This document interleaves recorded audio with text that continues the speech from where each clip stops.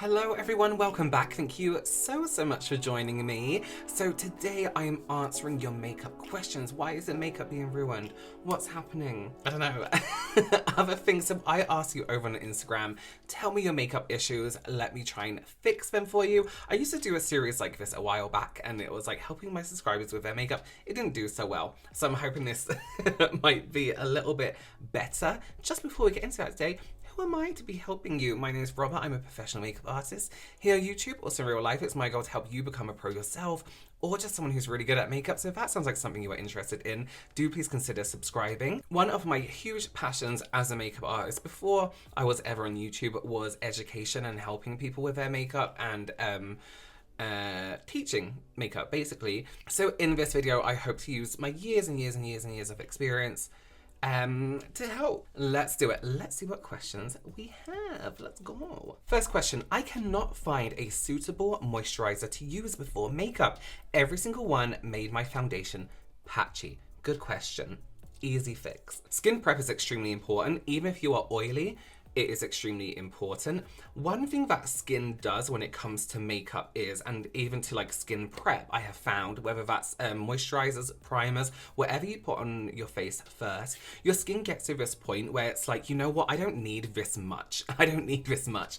And it almost starts to, in a way, reject or not absorb what it needs. And it leaves this layer on top of your skin. So that can be from using too much prep, something that is too much moisture for your skin. And then when your skin starts to reject that moisture, it's just sitting there as a layer. You then put your foundation on top and your foundation can't really stick or stay on the skin for that long because it's on this layer of moisture. So when your natural oils get involved with the layer of moisture that's sitting on top of your skin, it's not a good situation for your foundation. It's not good. So what we want our skin to be is hydrated to a point where the texture is really nice, it's a little bit bouncy, but we don't want a layer on our skin. So there's a few things to do. If you have a drier skin, use your richest cream, whatever it is you usually use, that you find sorts out your skincare issue for you. Then after a few minutes, 5 minutes maybe, we need to see what areas of your skin have absorbed that moisture and what areas of your skin is rejecting that moisture. You can do this just by looking at your face and thinking, where do I look shiny? Where am I not shiny? And absorbing oil in those areas. With a cheap like beauty sponge, you can literally like press that over the moisture and it might absorb a little bit more. You can use a tissue if you want just to absorb that extra moisture in those areas. But this way you also learn eventually where you need the most moisture and where you don't. And this also changes throughout the year, so it's a good thing to test out occasionally. If you have an oilier skin, do exactly the same thing. Use your serum or something that is hydrating but not over hydrating and see where your skin is absorbing that product and where it isn't. Now, the best thing I find to prep your skin is a hyaluronic acid serum. For everyone in general, hyaluronic acid, ultra hydrating without being within that serum formula and texture that isn't over the top moisturization. So you have that perfect prep without doing too much. The Inky List do an excellent hyaluronic acid serum, which I personally really like. So although really skincare is extremely important to us, I always feel you need a separate skincare routine for pre-makeup for longevity, because over prepping the skin, and we see this by dropping things on the face, doing too much, is a recipe for disaster for your foundation. 100%. So that's why you're experiencing patchy places, because the skin can reject that moisture. How can I even out redness on my cheeks without using a stupid amount of color corrector?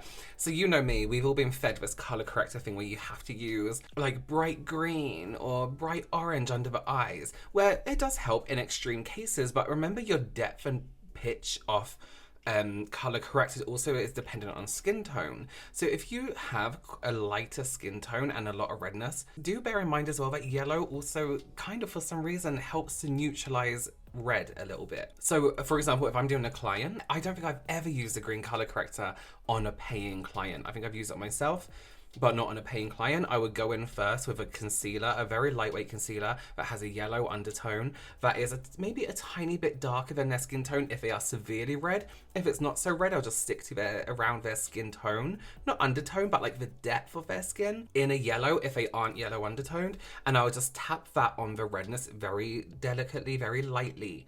And then I would go on with a foundation. If I can still see redness come through, then I'll take a yellow undertone again, concealer, that still has the same kind of pitch and depth of tone of their skin, the same shade, but not undertone, if that makes sense, and then tap that onto a redness. So it kind of levels itself out. And then if you want to, again, you can go with foundation on top. But as you don't really want a lot of foundation, a lot of corrector, which you absolutely don't have to use, it is fine to use a yellow concealer. Experiment a little bit with some like more affordable concealers. Grab like a yellow one that looks extremely yellow and tap it onto the skin, just a tiny, tiny bit. Really use your finger to push it into the area that you are finding too red.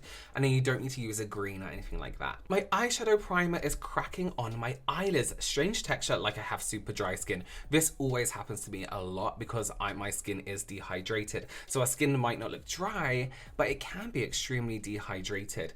Eye cream is always a must for me. Not too much, because then your primer can start to like grease up a little bit. So there's a few things you can do. You can try warming up your eye primer first in the back of your hand with your finger, really, really warm it up. And then I literally take my finger, this might ruin my eye makeup, so apologies.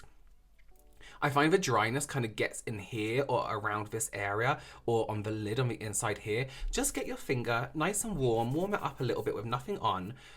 Put your eye primer on and then just hold in those areas, just gently and just very gently. I say push, but I don't want you to push your eye in. Just push on very lightly and hold it on those areas that are dry or textured. And then you can go over maybe a little bit more. Body heat is so good at getting rid of makeup texture. Not necessarily dry skin, but it's the texture of makeup because it warms it up again. You can even take a little bit more and then tap it on top. Don't rub that area too much, just push and tap. I know that's an issue a lot of people have. If you do have drier eyelids, you can buy anti-aging eye primers. That it doesn't mean your eyelids are aging, it's just a lot more gentle and forgiving on eyelid texture, including more dehydrated skin. So this is from the same person. I can't use eyeshadow primer because I have freckles eyelids. I like to cover, so I use concealer. I find eyeshadow primer so hard to blend shadows on top. What am I doing wrong? So I actually use my eyeshadow primer as my concealer because I know it's not going to crease on my eyelids. And I know it's not going to crease under my eyes, so I use the Sigma one in Ignite because it's my flesh tone on my lids a little bit brighter, so it brightens up, but it also has coverage because my eyelids are quite red. The idea of an eyeshadow primer is just to create that barrier between your makeup and your oily eyelids, right? And to make a better base for your eyeshadow. So if you're finding eye primers don't give you enough coverage, the next best thing to do is to use like an eyeshadow stick because they dry down and make a really good base for eyeshadow, but they have more coverage because they are color. But you can buy the ones in flesh tones. Sigma do them, Vive do them, Chantecaille do them. There's loads of different, even Elf make them. So that's the next best thing is an eyeshadow stick and draw it on like an eyeshadow. You'll get full coverage from it and you're in a flesh tone and you can just tap it out like an eye primer and go on top. However, the reason you're having trouble blending is because you're used to a concealer texture. Eyeshadow blends differently on a concealer as it does to primer. And this is why I don't like concealer. One of the reasons I don't like concealer as an eyeshadow primer is because eyeshadow moves everywhere. So it seems like it's easier to blend, but actually you have less control. Whereas with an eyeshadow primer that's a little bit sticky and tackier, you do have to work a little bit more to get that blend. But once you get it down, it's easy. It's a case of what you're used to. So if you've been doing eyeshadow on top of concealer forever, you've learned how to do your eyeshadow on top of that concealer, but it comes to using something completely different. You're like, oh, this isn't the same. So it's a case of what you're used to. So do practice with an eye primer and an eyeshadow or an eyeshadow stick because it is so much better. You'll see your color is better. It lasts longer. The blend doesn't look, I find the blend with concealer you can't get like that really soft blend a lot of the time. I don't know, but just try it. My neck is darker than my face. I'm told my neck is neutral, face is warm with red undertones. Any tips?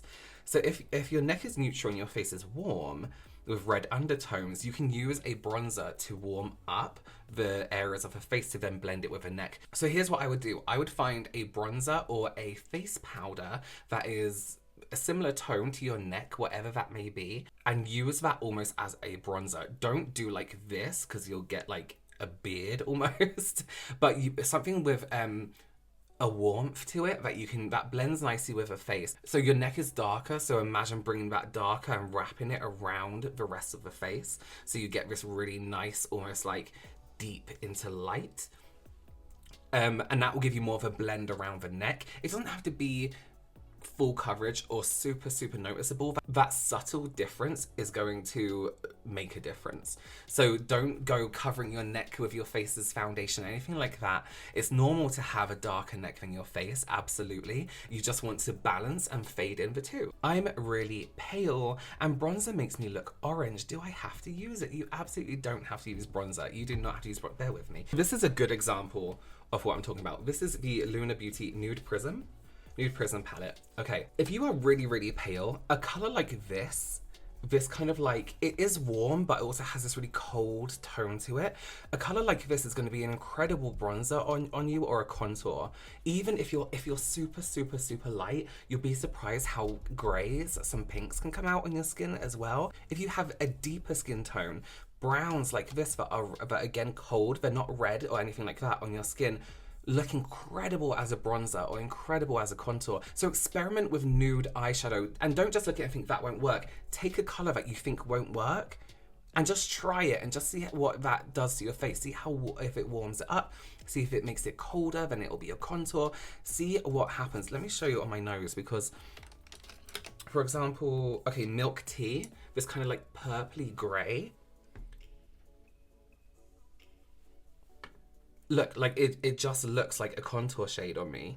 So do really experiment with your eyeshadows and just see what works on your skin as well. This Vibes color, I could totally use that as bronzer on me. Look at that. But you would look at it, you wouldn't think it would make it like a good bronzer. So take a look at what you have, experiment with what you have, and just bear in mind that you may have to use, and this is what makeup artists do as artists, is take products from other places that you just want that depth and tone off and use it somewhere else. If a brand isn't gonna make it for you, find it. It's somewhere, trust me. The placement of bronzer and blush on a long oval face and not a wide face. So here's when we're thinking of, and I had this about a round face as well, so let me explain. When we do bronzer and blusher, right, especially on particular, so my face is quite long and oval.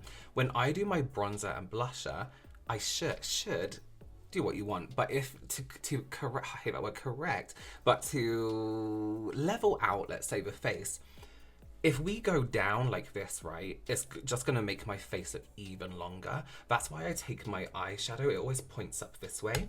So when I'm doing, let me just take a color, just a really harsh one so I can show you. So for my blush, if I was to go down like this and follow my cheekbones, that would make my face look longer because I'm going with the long stripes. Now, if I was to take this and kind of go against my cheekbones and bring it more this way on my face rather than this way, I just want to show you the placement. It breaks up that longevity a little bit. I'm not taking it too far in. It breaks up that longevity a little bit. So can you see? It gives like the illusion off, and almost try not to take it too high. Let me cut it off there. Try not to take it too high. You want that more of a line rather than long, and vice versa. If you have a rounder face, do this. If you want that, if you want it to appear longer, so it's cutting it off. If you're longer, cut it off here. Try not to shape things up too much. This is the thing with makeup nowadays. We shape a lot, whereas you don't really need to do that much. You don't need to draw lines everywhere in your face because then it kind of muddles up the face shape. All right, well, thank you so much for watching this video. Follow me on Instagram. You can see it on my stories if I ever put a question out like this again. Do consider subscribing. Give this video a thumbs up, and I will see you very, very soon. Bye.